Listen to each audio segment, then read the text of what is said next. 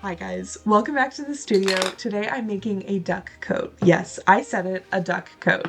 This whole idea started because I saw a Pinterest pin of a coat covered in, you guessed it, ducks. And my brain just latched onto it like, okay, yeah, we're doing that. And I became obsessed with it. And the funny thing is, I've had this long wool coat sitting in my closet for actual years. It has moved with me at least 3 times, and I've only worn it once. I bought it initially to get my first big girl job and have professional clothes.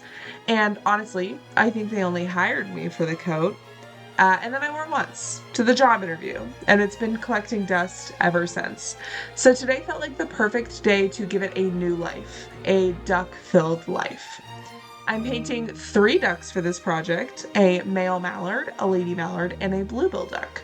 The boy mallard that I'll paint second ended up with absolutely enormous feet, like comically large, which may or may not indicate a large bill, obviously.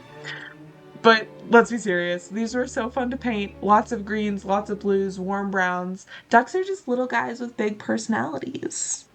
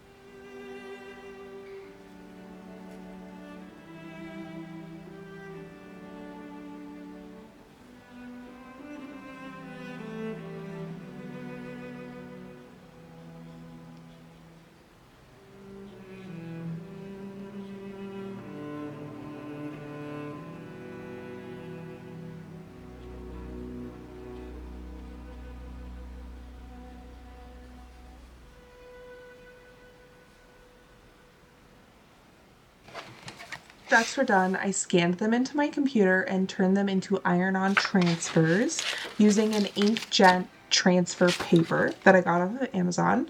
I didn't film this part because this was mostly me fighting with my scanner and then driving to my mom's house to use her printer because hers is way better than mine.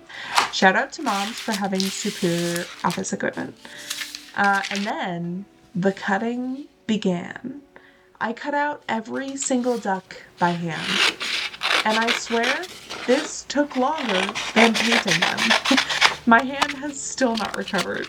There were so many tiny edges, so many feathers, so many little duck toes, but they all looked so cute cut out that it was definitely worth the pain. Here are all my cutouts of my ducks. I've got a boy mallard, a lady mallard, and a blue-billed duck. And I have approximately 7 cutouts of each duck, equaling approximately 21 ducks total. I have my cutouts here set out for the front. Then I have my iron right there. So I'm just gonna start putting these on. And what's really fun about these transfers, you peel them. So you peel it and it's like a skin. Just